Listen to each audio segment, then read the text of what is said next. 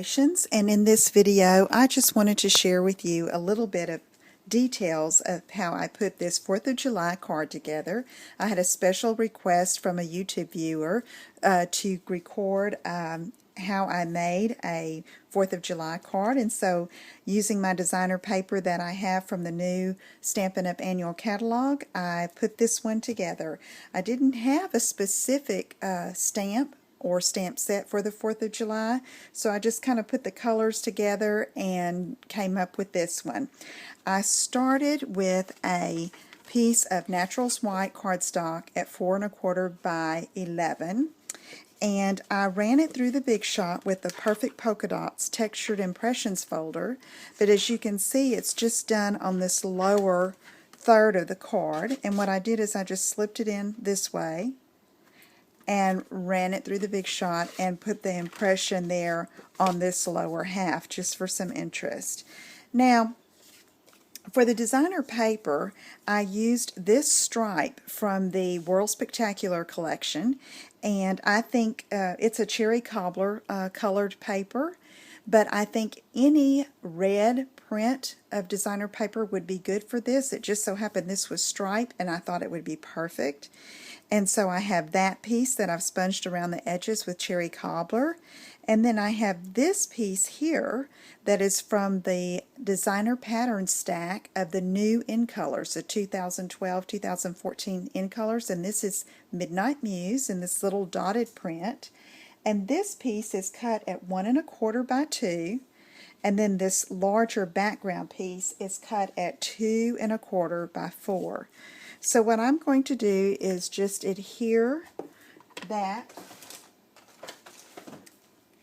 to the base, the striped base. It's a little bit of snail. And then that is going to be adhered to the top of the card to represent the U.S. flag. So I'm just going to go ahead and adhere that.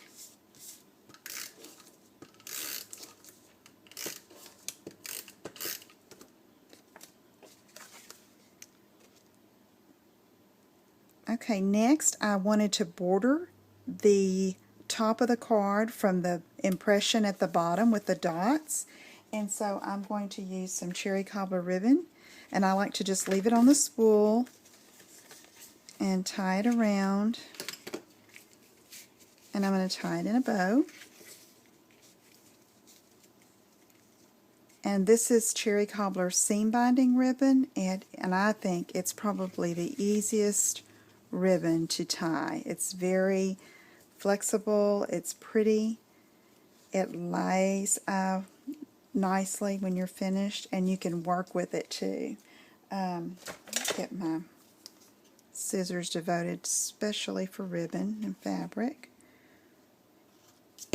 Okay, so that kind of separates the flag from the impression at the bottom, and then I wanted to put some other elements. So what I did down here is I used the Bitty Banners framelets, and I used this large one, and I cut using this same print 3 of these, and I used the reverse side which had a text on it which looks really nice between the other 2.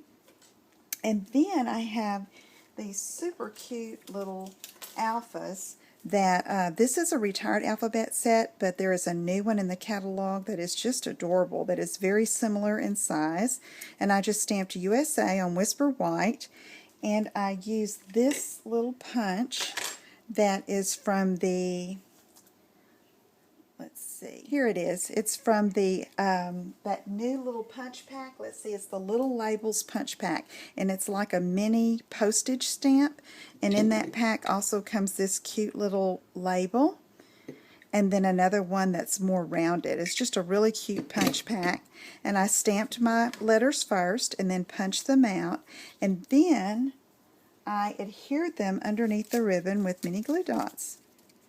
And so I'm just going to do that.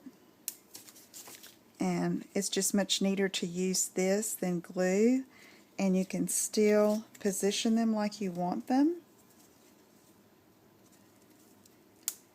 and tie in the color and the pattern of the print from the flag on top.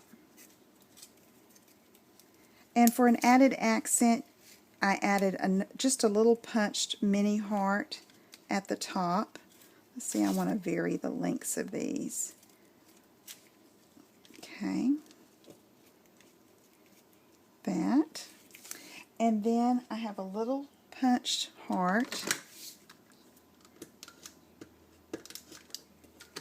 that I'm just going to put right here in the center of the flag of the field of supposedly stars, and take a mini rhinestone and just put it in the middle for a little bit of fancy.